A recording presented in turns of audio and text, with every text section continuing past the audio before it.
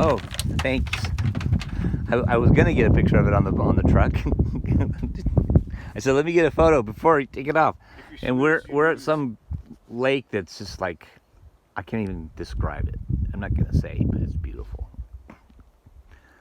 Sunday, 1:30ish, and we're gonna catch some fish and just. We're in Arkansas again. In the middle of 500 miles in the middle of nowhere. You didn't get a text message here. There's the 3 fish so far. Beautiful rainbow trout. Just awesome area.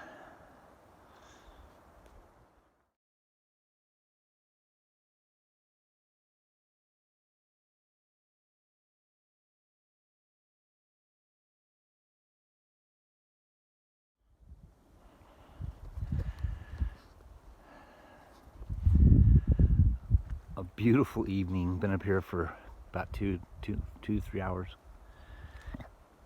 Just a nice breeze.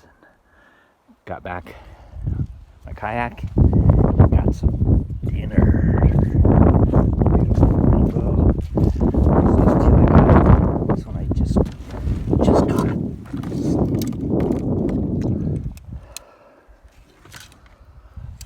Beauty.